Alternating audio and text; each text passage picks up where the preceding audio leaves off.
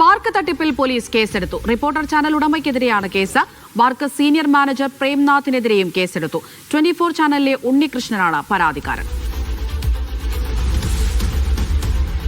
നേരത്തെ തന്നെ ബാർക്കിലെ അശാസ്ത്രീയതയും തട്ടിപ്പുമൊക്കെ തുറന്നുകാട്ടി media one പുറത്ത് ഇറങ്ങിയിട്ടുണ്ടായിരുന്നു. ഈ ബാർക്കിൽ നിന്ന് ഇതിനെ തുടർന്ന് വലിയ തരത്തിലുള്ള പരാതികൾ പിന്നീട് ഉയരുന്ന സാഹചര്യവും ഉണ്ടായിരുന്നു. ശേഷമാണ് കേരളത്തിലെ ഈ ടെലിവിഷൻ ബാർക്ക് തട്ടിപ്പിൽ വിശദമായ ഒരു അന്വേഷണം സംസ്ഥാന പോലീസ് മേധാവി ആരംഭിക്കുന്നത്. അതിനായി സൈബർ പോലീസിനെ ചുമതലപ്പെടുത്തിയിട്ടുമുണ്ടായിരുന്നു. ഇപ്പോഴിതാ അതിൽ നടപടി വന്നിരിക്കുകയാണ്. കേസെടുത്തിരിക്കുന്നു. ബാർക്ക് തട്ടിപ്പിൽ നിന്നുള്ള ഏറ്റവും പ്രധാനപ്പെട്ട വിവരമാണ് ഇപ്പോൾ പ്രേക്ഷകരുമായി പങ്കുവയ്ക്കാനുള്ളത്. റിപ്പോർട്ടർ ചാനൽ ഉടമയ്ക്കെതിരെയാണ് കേസ്.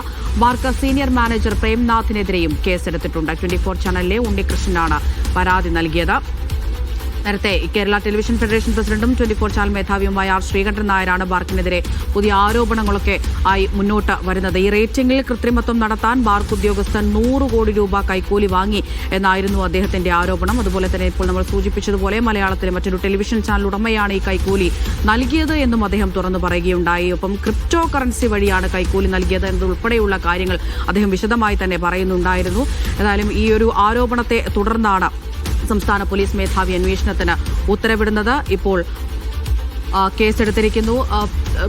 MK ഷുക്കൂർ വിവരങ്ങൾ നൽകും കൊച്ചിയിൽ നിന്ന്. ഷുക്കൂർ, ഇതാ ബാർക്ക് തട്ടിപ്പിൽ കേസെടുത്തിരിക്കുകയാണ്. എന്തൊക്കെ വിവരങ്ങളാണ് പങ്കുവയ്ക്കാനുള്ളത്?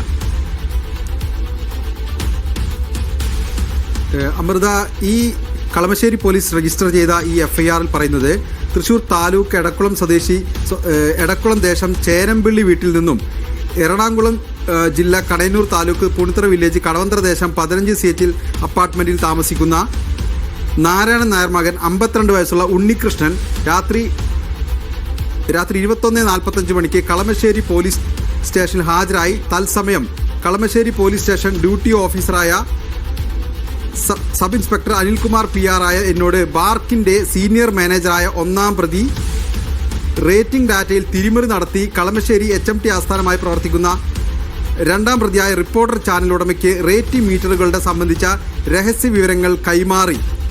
2025 ജൂലൈ 14-ാം തീയതി മുതൽ ആവലാതിക്കാരന്റെ ചാനലിന്റെ റേറ്റിംഗ് കുറച്ചു കാണിച്ചും 2-ാം പ്രതിയുടെ ഉടമസ്ഥയിലുള്ള റിപ്പോർട്ടർ ചാനൽ റേറ്റിംഗ് ഉയർത്തി കാണിച്ചും പരസ്യ കമ്പനികളിൽ നിന്ന് ലഭിക്കേണ്ട പരസ്യങ്ങൾ ലഭിക്കാതിരിക്കുന്നതിന് ഇടയാക്കി. ആവലാതിക്കാരന്റെ ചാനലിന് 15 കോടി രൂപയോളം നഷ്ടം വരുത്തുവാൻ ഇടയാക്കിയതായി മൊഴി നൽകിയതിന്റെ അടിസ്ഥാനത്തിലാണ് ഈ കേസെടുത്തിരിക്കുന്നത്.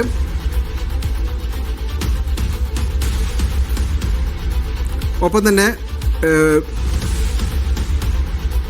BNS 316(2), 318(4), 336(3) അടക്കമുള്ള വകുപ്പുകൾ ചുമത്തിയാണ് ഈ കേസെടുത്തിരിക്കുന്നത്. നേരത്തെ 24 ന്യൂസ് ചാനലിന്റെ ശ്രീകണ്ഠൻ നായർ ഇത് സംബന്ധിച്ച ഒരു വെളിപ്പെടുത്തൽ നടത്തിയിരുന്നു. അതായത് ബാർക്ക് റേറ്റിംഗിൽ സംഘടിതമായി തട്ടിപ്പ് നടത്തി റേറ്റിംഗ് ഉയർത്തി കാണിക്കുകയും തങ്ങളുടെ ചാനലിന്റെ റേറ്റിംഗ് കുറച്ച് കാണിക്കാനും ആസൂത്രണ നീക്കം നടന്നു. ഇതിനായി വലിയ തോതിൽ കള്ളപ്പണം ഒഴുക്കി തുടങ്ങിയ ആരോപണങ്ങളാണ് ഉണ്ടായിരുന്നത്. ഇതുമായി ബന്ധപ്പെട്ട അദ്ദേഹം ഒരു പരാതി സംസ്ഥാന DGPക്ക് നൽകുകയും ചെയ്തിരുന്നു. അതിന് പിറകെയാണ് ഇപ്പോൾ 24 ന്യൂസ് ചാനലിന്റെ ഒരു ജീവനക്കാരന്റെ പരാതിയുടെ അടിസ്ഥാനത്തിൽ ഇപ്പോൾ കളമശ്ശേരി പോലീസ് കേസെടുത്തിരിക്കുന്നത്.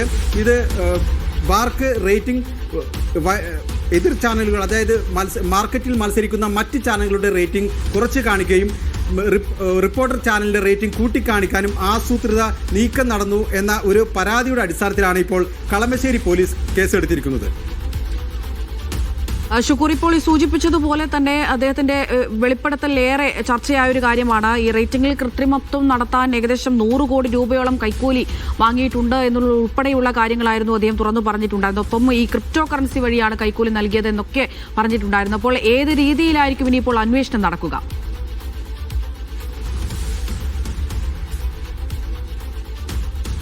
ഇത് അല്പം സങ്കീർണമായ ഒരു കേസാണ്. കാരണം ചാനൽ റേറ്റിംഗുമായി ബന്ധപ്പെട്ട വിവരങ്ങളെല്ലാം തന്നെ വലിയ കണക്കുകളുടെ അടിസ്ഥാനത്തിൽ അതിനൊരു പ്രത്യേക അതിൻ്റെ അൽഗോരിതങ്ങളെല്ലാം തന്നെ അതിസങ്കീർണമാണ്.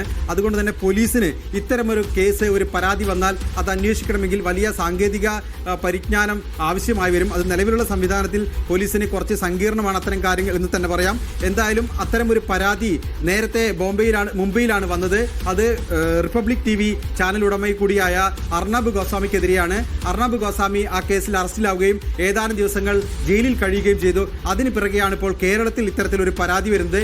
ഈ പരാതിക്ക് ഈ അടിസ്ഥാനമാക്കിയത് തൻ്റെ ചാനലിൻ്റെ റേറ്റിംഗ് താഴ്ത്തി കാണിക്കുന്നു, താൻ അടുത്ത ആഴ്ച 4ാം സ്ഥാനത്തേക്ക് പോകും എന്ന ഒരു വിവരം തനിക്ക് ലഭിച്ചിട്ടുണ്ട്, അത് മാർക്കറ്റിൽ വലിയ തോതിലുള്ള കള്ളപ്പണം ഒഴുക്കിയാണ്,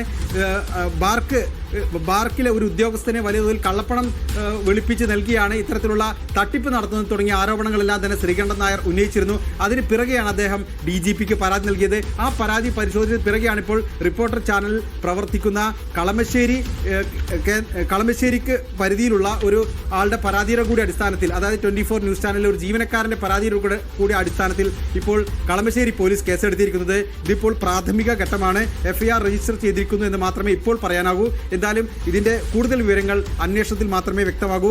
കള്ളപ്പണം, അതുപോലെ തന്നെ ക്രിപ്റ്റോ കറൻസി തുടങ്ങിയ കാര്യങ്ങളെല്ലാം തന്നെ സ്വാഭാവികമായി ഇതിന്റെ അന്വേഷണ പരിധിയിൽ വരും.